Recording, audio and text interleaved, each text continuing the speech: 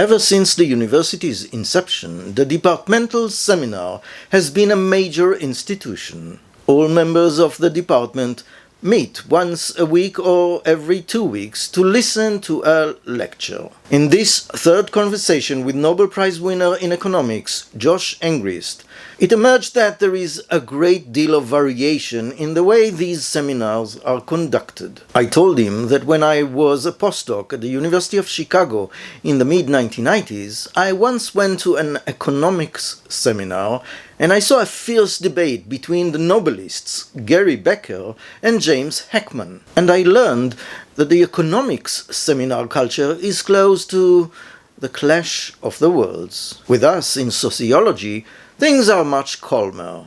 In the conversation with Nobelist Josh Angrist, he justified a very specific type of seminar. I asked him, how common is an argument like the one between Becker and Heckman? I would say it's less common than it used to be, but I would certainly enjoy seeing that because those are two of the finest minds in social science ever. And so, we can all learn a lot by listening to them argue. Maybe it's of course maybe the argument wasn't always constructive. There might have been a personal element. I don't know, whether those guys got along personally, but it doesn't really matter. I'm sure it was an interesting discussion.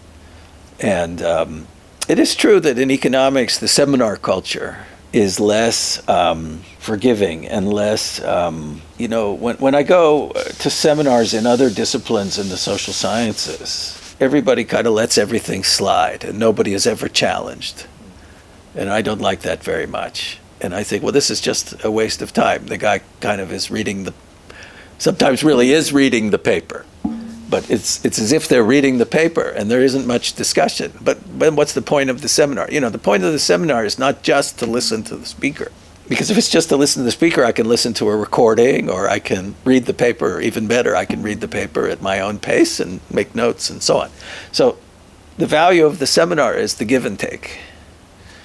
Now, the tone for the give and take, there's a wide range of possibilities there. You'd like it to always be respectful. But at the same time, I would like to see people challenged. And, if I am trying to pull a fast one, sometimes I want to smooth over something or skip some annoying detail that doesn't quite fit my story. Usually I have a story. Most seminars, there's this kind of a story you're telling. You're presenting findings and you have an interpretation.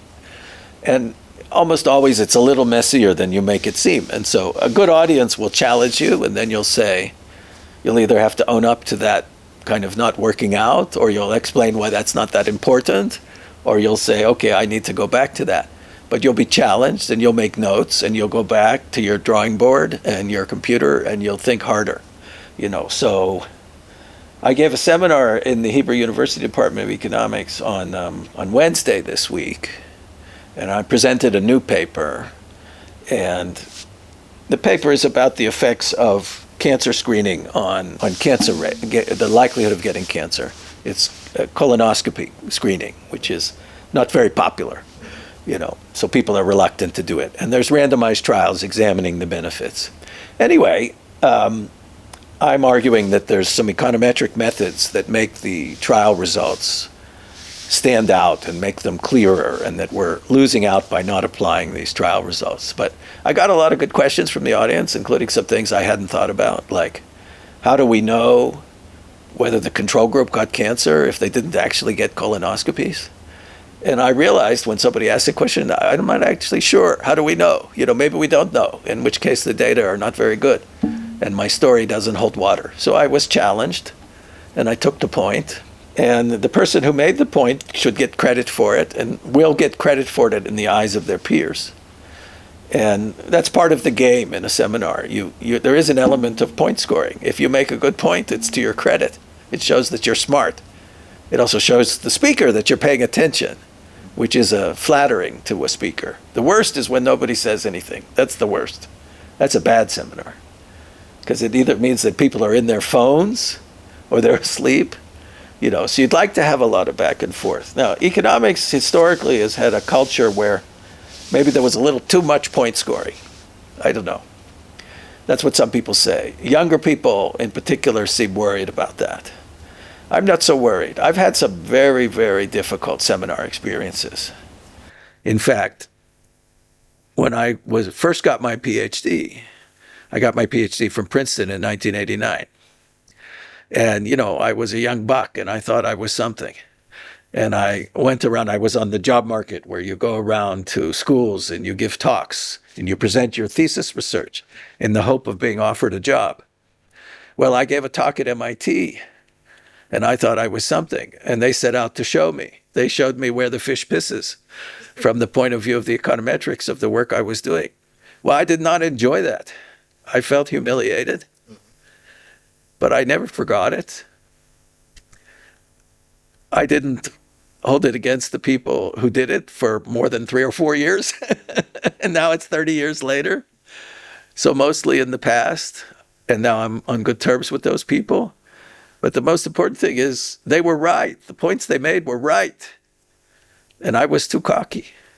And they corrected mistakes in my thesis, even to the point where one of the people who was very critical of my work is my colleague, Jerry Hausman, who is now somebody I count a friend. But he pointed out a mistake in my thesis. And he was, scoring points on me. But he was right and I was wrong and I had to publish a correction. And I'm glad I did. We know from studies that when you submit research proposal or a paper and get hit by a critical... You get critical referee reports. Yeah. Some people will that's always, yeah. will drop out of the game altogether, will never submit again. Well, then they're in the wrong field and they should drop out. Again, it's like baseball. A really good hitter, you're trying to connect the bat with the ball and hit the ball over the heads of the players in the field, and then you score a run, okay?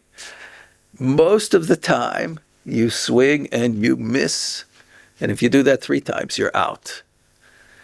And even if you're a really good hitter, okay, Joe DiMaggio, Willie Mays, who just died, you mostly strike out.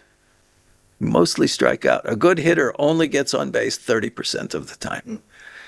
If you can't deal with that, you ought to go work for Bank Leumi or Goldman Sachs or McKinsey or the government, someplace where they'll reward the employee of the week every day, and they'll tell you how good you are without regard to whether you're really good or not. And so what you're telling me is that there's an emotional element that is at least as... You need a thick skin. Yeah, another baseball metaphor, your viewers can go on Netflix and watch the movie Bull Durham. It's about minor league teams. A minor league team in North Carolina, in Durham, North Carolina. The way professional sports are organized, this is also true in basketball.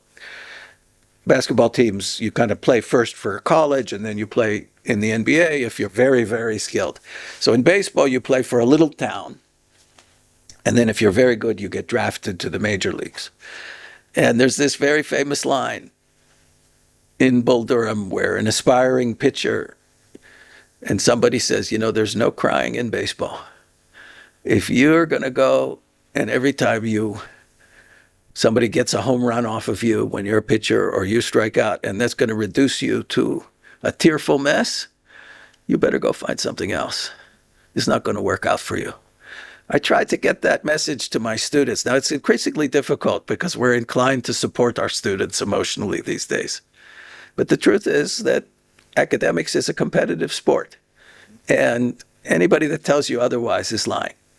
There's an element of cooperation, and you have your teammates.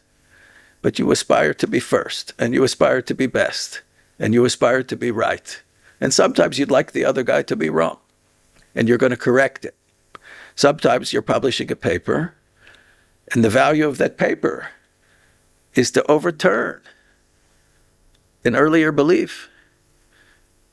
The work that I got the Nobel Prize for with Guido Imbens is a theorem. It's kind of a mathematical result about econometrics. It's about the interpretation of the the nature of what we learn from natural experiments of the kind that I use. And at the time that Imbens and I published our paper, the belief among econometricians, the people who do the theory in that domain, was that in a world where potential outcomes are unrestricted, where anybody can have any outcome, that the tools that I was interested in using, a particular tool called instrumental variables, that you can't use that tool in the world without a lot of restrictions. Imbens and I overturned that. A lot of people didn't like that. And we won that one. Yeah. Not right away. It took 10 years or more.